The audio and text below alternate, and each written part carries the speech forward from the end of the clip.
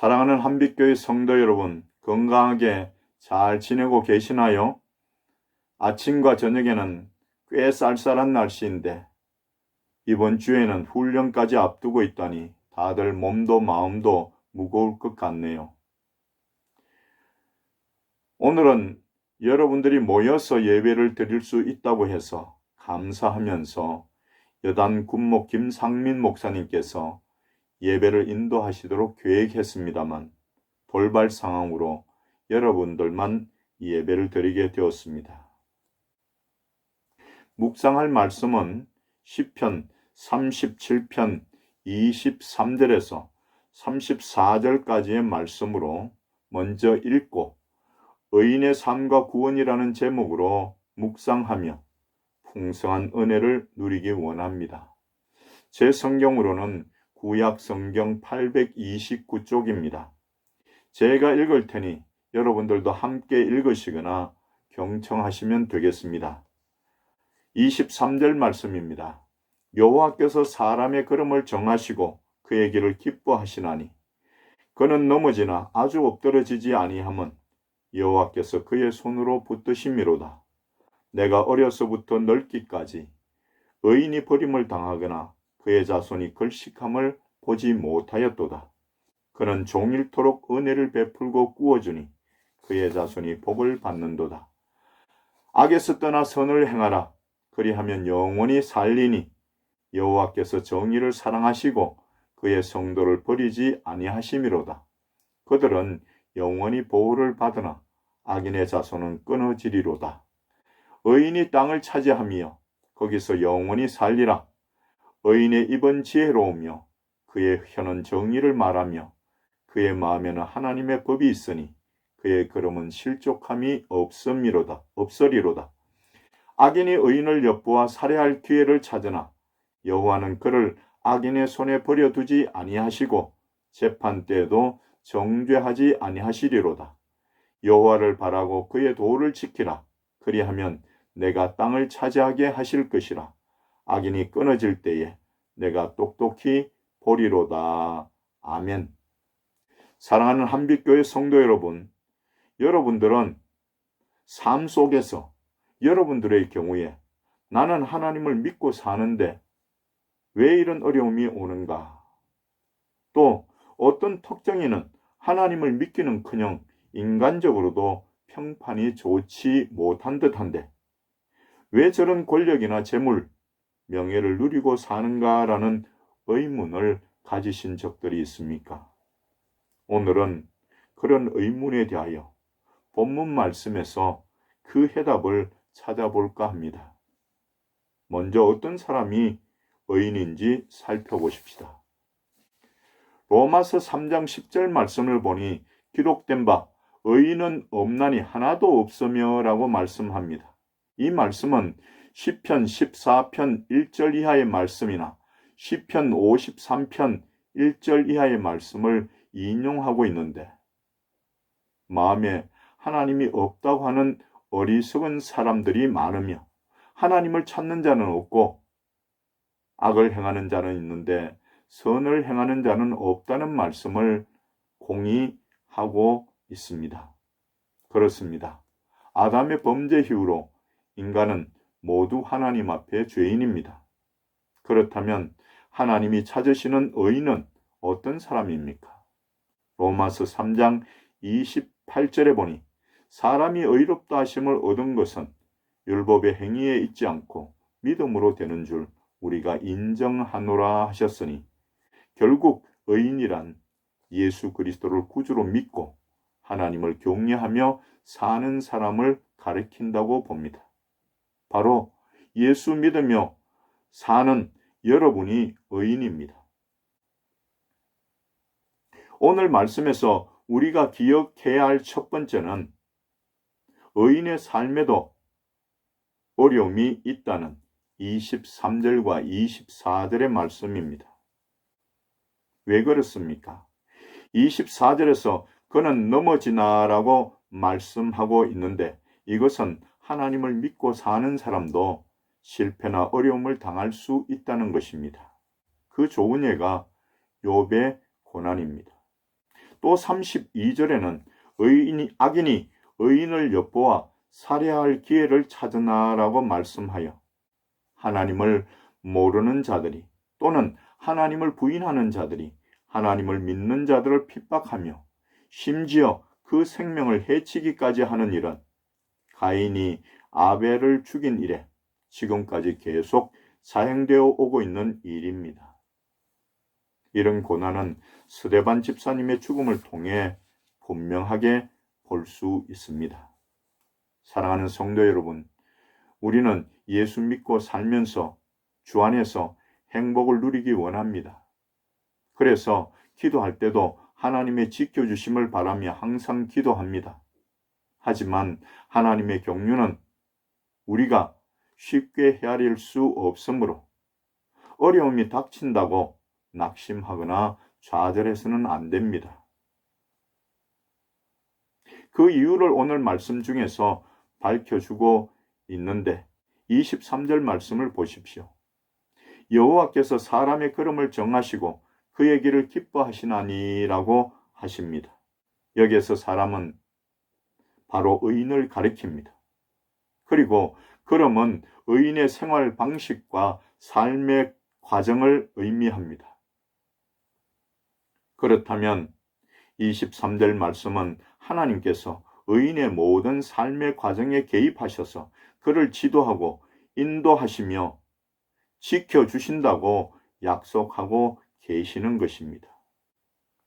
보다 구체적으로 24절에서 그는 넘어지나 아주 엎드러지지 아니함은 여호와께서 그의 손으로 붙드심이로다라고 말씀하시고 또 33절에서도 여호와는 그를 악인의 손에 버려두지 아니하시고 재판 때에도 정죄하지 아니하시리로다 라고 말씀하십니다. 사랑하는 한빛교회 성도 여러분, 하나님께서 의인을 붙들어 주십니다. 그러니 이제 예수 믿는 여러분들의 삶에 어려움이 닥치더라도 실망하거나 낙심하지 말고 오히려 하나님을 바라고 하나님의 뜻을 찾으시기 바랍니다. 그리고 하나님의 심판에 대한 믿음을 가지고 악을 행하는 자들의 형통함에 대하여서도 불평하거나 시기하지 마십시오. 두 번째로 생각해 볼 것은 그러면 의인의 삶이 어떠해야 하는 것인데 그에 대한 답으로 여호와를 바라고 그의 도를 지키라는 34절의 말씀입니다. 여기에서 여호와를 바란다는 것은 여호와의 선하심과 의로우심을 믿는 가운데 또한 반드시 나의 억울함을 풀어주시며 악인들에 대해서도 공의의 보응을 해주실 것을 믿고 그때를 인내하며 기다린다는 의미로 5절에서는 맡기라는 단어로 또 7절에서는 기다리라는 단어로 그 의미를 반복하며 강조하고 있습니다. 그러면 의인의 삶은 구체적으로 어떠해야 합니까?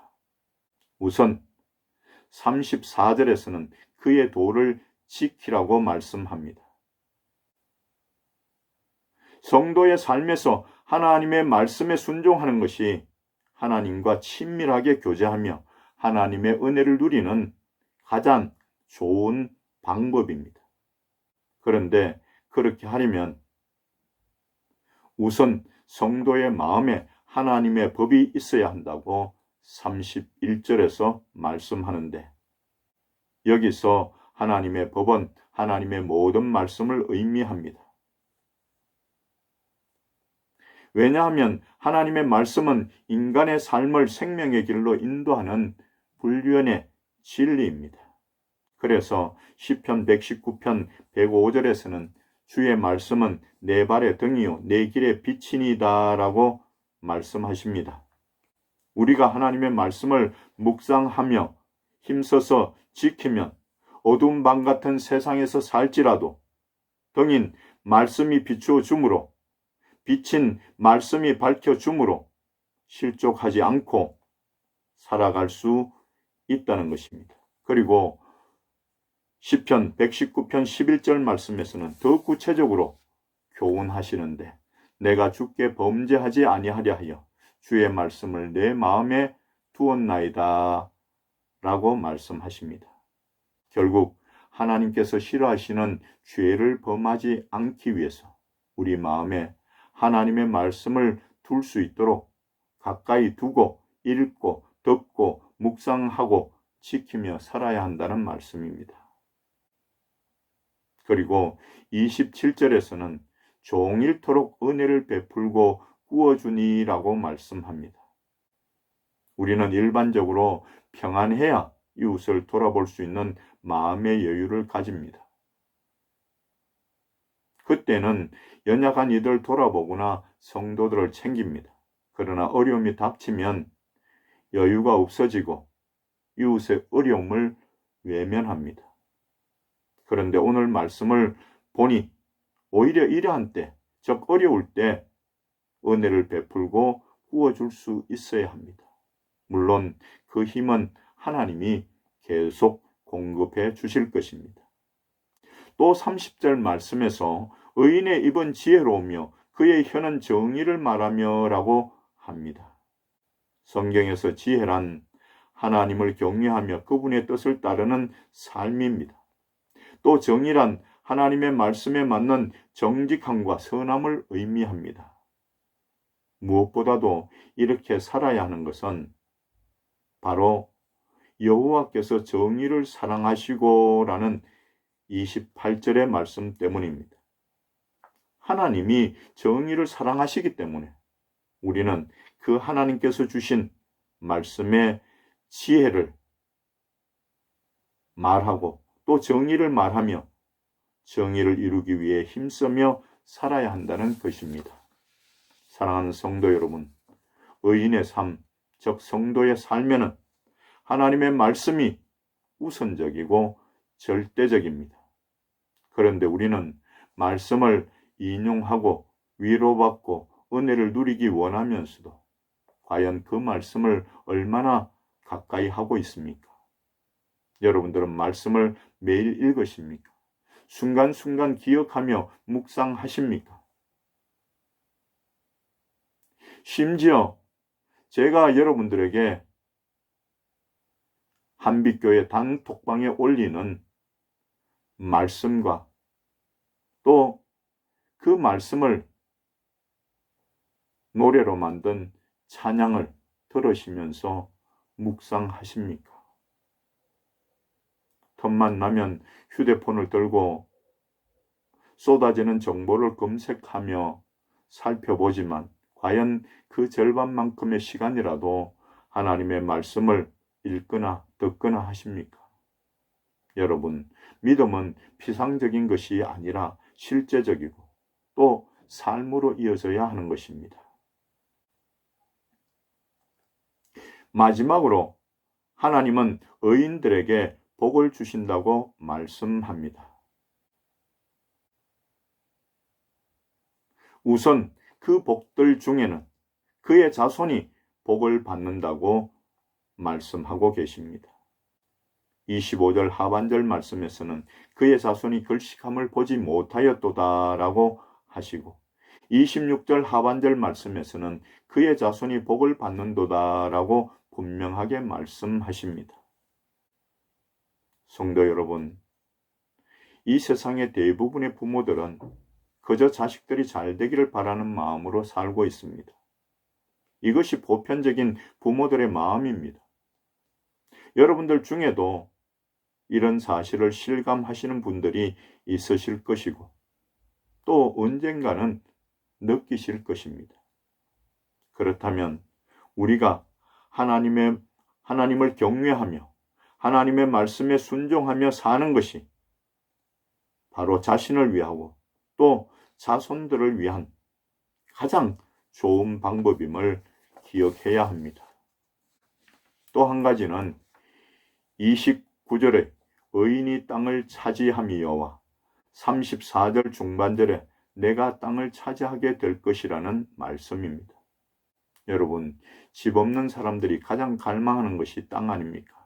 하지만 여기에서 땅은 하나님께서 우리에게 주시는 기업을 말씀하는데, 하나님의 나라에서 우리가 영원히 살 것을 의미하는 말씀입니다.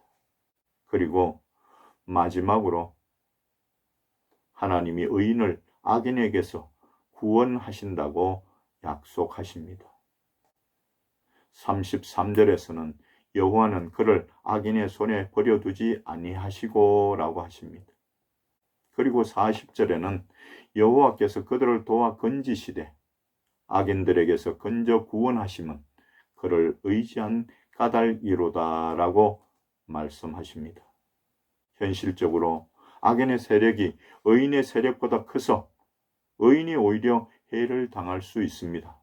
그러나 전능하신 하나님께서 의인을 도와주시고 건지시면 능히 그 악인들에게서 구원받을 수 있습니다. 물론 스데반 집사 같은 분이 끝내 악인들에 의해 죽임을 당하는 것처럼 육은 해할 수 있을지 모르나 그 영혼은 결코 해할 수 없습니다. 그리고 마지막 심판 때에 악인들은 영벌에 처해질 것이며 오히려 의인은 그것을 보며 상급의 심판을 받을 뿐 결코 정죄당하는 일은 없다고 33절에서 약속하고 있습니다. 사랑하는 한빛교회 성도 여러분, 우리는 본질상 진노의 자녀였습니다. 그런데 한없는 하나님의 사랑을 입어 예수 그리스도를 알고 믿어 의롭다함을 얻은 의인, 즉 성도입니다. 그러므로 우리는 오늘 말씀이 교훈하는 것처럼 하나님만 의지하고 하나님의 말씀에 순종하여 삶에서도 죄의 유혹을 이기고 나아가 선을 행하고 정의를 추구하며 사는 여러분들 다 되시기를, 의인들 다 되시기를 예수 그리스도의 이름으로 간절히 축원드립니다. 기도드리겠습니다. 하나님, 오늘도 하나님 앞에 모여 예배드리게 하심을 감사드립니다. 비록 영상을 통해 설교 말씀을 들었지만 하나님이 우리를 의롭다 하시고 거기에 걸맞는 의인의 삶을 살라 하시고 구원을 약속하셨으니 말씀이 교훈한 대로 하나님을 바라고 말씀대로 살면서 정말 이 땅에서도 승리하는 우리의 삶이 되도록 은혜를 베풀어 주시옵소서. 무엇보다도 하나님 훈련을 앞두고 있습니다. 우리에게 지혜와 능력을 더하셔서 맡겨진 일들을 잘 감당하고 또 안전하게 훈련을 마칠 수 있도록 인도하여 주시옵소서. 무엇보다 약한 형제들이 있습니까? 그 약함을 하나님이 아시오니 도와주시고 또 위로와 격려로 인도하여 주시옵소서. 성도들의 가정과 가족들에게도 동일한 은혜를 베풀어 주시옵소서. 각종 재난과 질병으로부터 지켜 주시옵소서. 하나님, 속히 코로나19도 종식되고 마음껏 하나님 앞에 모여 찬양하며 예배드릴 수 있는 은혜를 더하여 주시옵소서. 오늘도 하나님 앞에 귀한 예물을 정성껏 올려드립니다. 기쁘게 받으시고 하나님 앞에 나올 때마다 예물 준비하며 정성껏 드리는 귀한 손길들에게 풍성한 은총을 내려 주시옵소서. 이제는 우리 구주 예수 그리스도의 크신 은혜와 하나님 아버지의 만극하신 사랑하심과 성령님의 충만 역사, 위로 교통하심. 오늘도 하나님 앞에 모여 예배드리는 귀한 성도들과 저들의 가정과 가족들과 그리고 이 838 대대 위에 지금부터 영원토록 함께 있을지어다. 아멘.